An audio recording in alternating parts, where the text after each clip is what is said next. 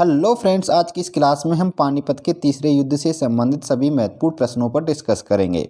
मेरी गारंटी है इस क्लास को पढ़ने के बाद आप पानीपत के तृतीय युद्ध से संबंधित एक भी प्रश्न को गलत नहीं करेंगे, क्योंकि सभी प्रश्न एकदम सेलेक्टेड और कम्प्लीटली हैं जो आपके लिए बहुत इंपॉर्टेंट हैं। तो शुरू करते हैं आज के अपने टॉपिक को। आज के टॉपिक में हम बात करेंगे पानीपत के तृतीय युद्ध के बारे में। देखिए, पानीपत का जो तीसरा युद्ध है ये 14 जनवरी 1761 ईस्वी को हुआ था और यह युद्ध अफगानों और मराठों के बीच में हुआ था। युद्ध का कारण था कि मराठों द्वारा लाहौर से अफगान वायसराय तैमूर शाह के निष्कासन का बदला लेना। ठीक है, और इस युद्ध में जो अफगान शासक थे वो थे अहमद शाह अब्दाली। इन सारे पॉइंटों को आपको नोट कर लेना, मैंने स्टेप बाय स्टेप जमा के रखे हैं आपको।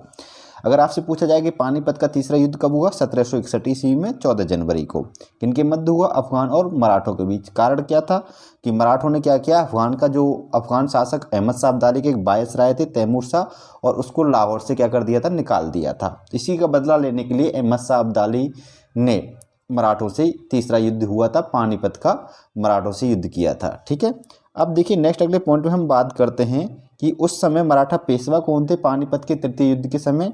तो मराठा पेशवा थे बालाजी बाजीराव। ठीक है, बाजीराव प्रथम के पुत्र हैं ये, और ये उस समय क्या थे, मराठा पेशवा थे पानीपत के तृतीय युद्ध के समय।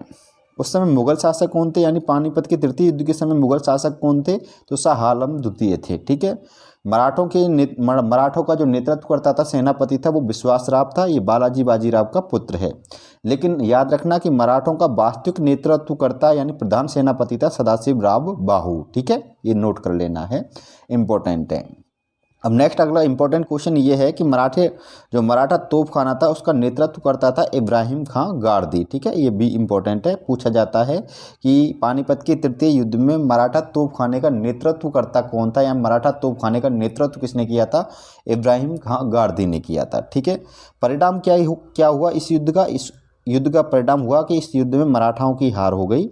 विश्वासराव और सदाशिव राव भाऊ दोनों क्या हुए, मारे गए, यानी वीरगति को प्राप्त हुए थे इस युद्ध में। ठीक है, ये थी बेसिक जानकारी इस पानीपत के युद्ध के बारे में, कुछ पात्रों के बारे में जानकारी जो एग्जाम में पूछे जाते हैं। तो यहाँ से सारे पॉइंट डाउट आपके क्लियर हो गए होंगे। अगर आपसे पूछे कि मुगल बादशाह कौन था पानीपत के तृतीय युद्ध के समय, शाह आलम द्वितीय। पेशवा कौन था, बालाजी बाजीराव। अफगान शासक कौन था, अहमद शाह अब्दाली। ठीक है, सेनापति कौन था, तोपखाने का नेतृत्व करता कौन था, इससे रिलेटेड कोई भी क्वेश्चन पूछे आप यहाँ से कर सकते हो। अब बात करते हैं नेक्स्ट आगे के टॉपिक्स पर। देखिए, इस युद्ध की कुछ विशेषताएं भी एग्जाम में पूछी जाती हैं, इनसे संबंधित विशेषताओं से संबंधित क्वेश्चंस एग्जाम में पूछे जाते हैं। देखिए, पहली विशेषता ये है कि इस युद्ध में अवध के नवाब शुजाउद्दौला, रुहेला सरदार नजीबुद्दौला, हाफिज रहमत खां और अब्दुल्ला खां ने अहमद शाह अब्दाली को क्या दिया था, समर्थन दिया था। ये बात भी नोट कर लेनी है। ठीक है, इंपॉर्टेंट है।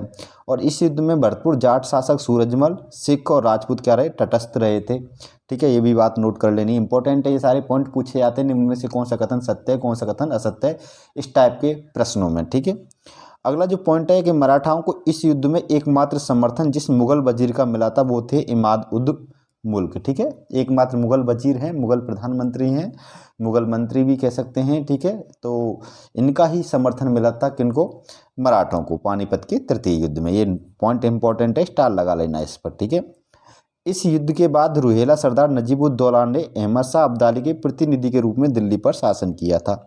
ये क्वेश्चन कई बार पूछा जाता है कि किस रुहेला सरदार ने दिल्ली पर शासन किया था, नजीबुद्दौला ने। किसके प्रतिनिधि के रूप में, अहमद शाह अब्दाली के प्रतिनिधि के रूप में। ठीक है, तो याद रखना दिल्ली पर अहमद शाह अब्दाली ने क्या कर लिया था, कब्जा कर लिया था, और अहमद शाह अब्दाली वापस अफगान चला गया और अपने प्रतिनिधि के रूप में दिल्ली का शासक नजीबुद्दौला को बनाकर गया था। इस युद्ध में मिली शर्मनाक हार की वजह से बालाजी बाजीराव ने क्या कर ली, आत्महत्या कर ली थी। ये कुछ विशेषताएं हैं इस युद्ध से संबंधित। अब देखिए, पानीपत के तीसरे युद्ध से संबंधित कुछ महत्वपूर्ण प्रश्न भी हैं जो एग्जाम में पूछे जाते हैं। उन सभी प्रश्नों के बारे में आपको यहाँ डिस्कस कर लेता हूँ।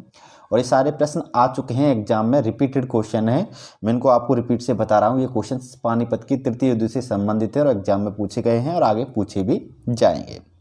नेक्स्ट पहला क्वेश्चन है कि कौन सा रुहेला सरदार अहमद शाह अब्दाली का विश्वास पात्र था। तो मैंने अभी बताया था, नजीबुद्दौला था, जिसको नजीब खान के नाम से भी जाना जाता है, और ये दिल्ली का शासक बना था अहमद शाह अब्दाली के प्रतिनिधि के रूप में। ठीक है, ये बात भी नोट करनी है। नेक्स्ट अगला क्वेश्चन है कि पानीपत के तृतीय युद्ध में कौन सा मुस्लिम सेनानी मराठाओं की ओर से लड़ते हुए मारा गया था? तो इब्राहिम खां गारदी मारा गया था, ये मुस्लिम सेनानी था और मराठाओं की सेना में मराठा तोपखाने का क्या था, ये नेतृत्व करता था। इंपॉर्टेंट है, क्वेश्चन पूछा जाता है एग्जाम में, खूब पूछा गया है, रिपीट हो कर ये क्वेश्चन, ठीक है।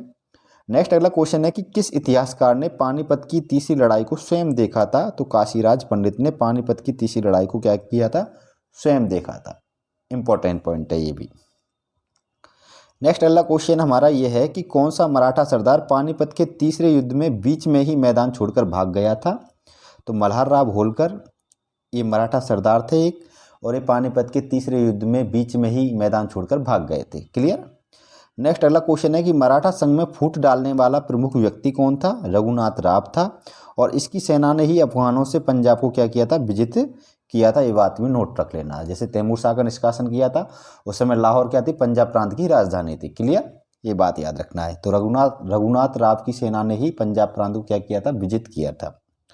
अब देखिए नेक्स्ट अगला क्वेश्चन है कि अहमद शाह अब्दाली के भारत पर आक्रमण और पानीपत की तीसरी लड़ाई लड़ने का वास्तविक कारण क्या था? ये मैंने अभी बता भी दिया है। वास्तविक कारण था कि वह मराठों द्वारा लाहौर से अपने वायसराय तैमूर शाह के निष्कासन का बदला लेना चाहता था। इंपॉर्टेंट पॉइंट है, ये सारे क्वेश्चन सेलेक्टेड हैं, इंपॉर्टेंट है, एग्जाम में पूछे जाते हैं। देखो, और वीडियो को लाइक अवश्य करना है, ठीक है। अब बात करता हूँ नेक्स्ट अगले क्वेश्चंस की कि पानीपत के तीसरे युद्ध में मराठों के पराजय का संदेश एक व्यापारी द्वारा बालाजी बाजीराव को कूट संदेश के रूप में भिजवाया गया, जो था कि 2 मोती विलीन हो गए, 22 सोने की मोहरें लुप्त हो गईं और चांदी तथा तांबे की गणना ही नहीं की जा सकती।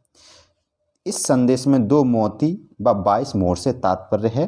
देखिए, इस संदेश में 2 मोती का तात्पर्य है विश्वास राव और सदाशिव राव वाहू, और 22 मोहर से तात्पर्य है 22 मराठा सरदार। ठीक है, तो ये इस संदेश का मतलब है। ये क्वेश्चन से जो ये संदेश है ये पानीपत के तृतीय युद्ध से संबंधित है। एक बार पूछा गया था कि 2 मोती विलीन हो गए, 22 सोने की मोहरें लुप्त हो गई और चांदी तांबे की गणना ही नहीं की जा सकती। ये प्रस्तुत कथन किस युद्ध से संबंधित है? तो ये पानीपत के तृतीय युद्ध से संबंधित है। क्लियर। नेक्स्ट अगला जो क्वेश्चन है हमारा कि पानीपत के तृतीय युद्ध में अवध के नवाब शुजाउद्दौला ने किस कारण अहमद शाह अब्दाली को सहयोग दिया था? तो अपने साम्राज्य की सुरक्षा के कारण, अपने साम्राज्य की सुरक्षा के लिए शुजाउद्दौला ने अहमद शाह अब्दाली का समर्थन दिया था। क्लियर, पॉइंट हो गया यहाँ तक पॉइंट। अब नेक्स्ट अगला जो क्वेश्चन है वो हमारा ये है कि किसे पानीपत के तृतीय युद्ध के दौरान मराठा सेना को रसद आपूर्ति का कार्य सौंपा गया था? भोजन पानी की व्यवस्था पानीपत के तृतीय युद्ध में मराठा सेना की जो भोजन पानी की व्यवस्था थी, यानी रसद की जो व्यवस्था थी, वो किसे सौंपी गई थी? वो गोविंद बल्लाल खैर को सौंपी गई थी। लेकिन होता क्या है कि पेशवा ने अपनी सेनाओं के लिए रसद की व्यवस्था बनाए रखने के लिए कोई भी प्रयास नहीं किया था। कारण था आर्थिक तंगी के कारण पेशवा कोई भी सहायता नहीं दे सका, जिससे मराठा कैंपों में भुखमरी की हालत हो गई थी। ठीक है, पॉइंट क्लियर हो गए यहाँ तक सारे। नेक्स्ट अगला जो क्वेश्चन है हमारा वो ये है कि अहमद शाह अब्दाली भारत पर कितनी बार आक्रमण करने आया था? यानी भारत पर अहमद शाह अब्दाली ने कितनी बार आक्रमण किया? तो 7 बार किया था। 1748 से 1759 ईस्वी के मध्य इन 10 सालों में इसने भारत पर 7 बार आक्रमण किया अहमद शाह अब्दाली ने। नेक्स्ट अगला क्वेश्चन है हमारा कि पानीपत के तृतीय युद्ध में किस शक्ति का उदय हुआ? तो अंग्रेजों का उदय हुआ। आप समझ लेना यहाँ से कि अफगानों ने दिल्ली पर आक्रमण किया, यानी मराठों पर आक्रमण किया, मराठों को पराजित कर दिया, मराठों की शक्ति को छीन कर दिया उस समय। और मुगल साम्राज्य तो कमज़ोर हो ही चुका था उस समय, मुगल साम्राज्य का पतन हो ही चुका था दिल्ली में। लेकिन मराठा साम्राज्य उस समय चरमोत्कर्ष पे थे बाजीराव प्रथम के काल में, तो उनकी शक्ति भी यहाँ से छीड़ हो गई और अफगान शासक अहमद शाह अब्दाली नजीब-उद-दौला को दिल्ली सौंपकर अपने वापस अफगान चले गए। तो उस समय जो शक्ति नई उत्पन्न हुई थी वो अंग्रेजों ने अपनी शक्ति उस समय पावर बढ़ा ली थी। ठीक है, ये बात याद रखना है। नेक्स्ट अगला क्वेश्चन है कि पानीपत के जो तीसरा युद्ध है मराठाओं के लिए प्रलंकारी साबित हुआ, किसका कथन था?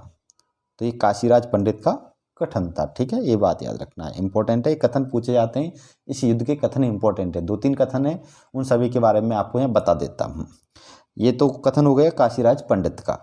अब देखो नेक्स्ट जो हमारा कथन है वो ये है कि पानीपत के तीसरे युद्ध के विषय में किसका कथन है कि महाराष्ट्र में संभवतः ही ऐसा कोई परिवार होगा जिसने कोई ना कोई सगा संबंधी खोया हो तथा कुछ परिवारों का तो सर्वनाश हो गया। यह किसका कथन था पानीपत के तीसरे युद्ध के विषय में? JN सरकार का, यानी जदुनाथ सरकार का यह प्रसिद्ध कथन है।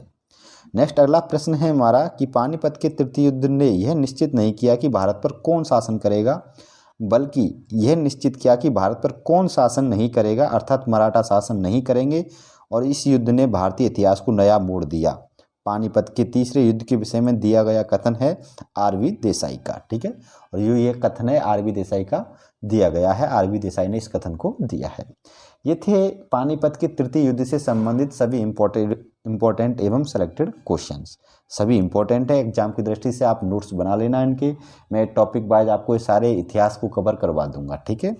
वीडियो अच्छी लगे तो वीडियो को लाइक करना है, शेयर करना है। हमारे चैनल पर नए हो तो चैनल को सब्सक्राइब कर लेना और कमेंट अवश्य कर देना। कमेंट में अपनी राय तो बताया करो, जिससे मैं मोटिवेट होकर आप कुछ और भी नया करूँ। फिर मिलेंगे नेक्स्ट अगली वीडियो में, तब तक के लिए अलविदा, बाय बाय।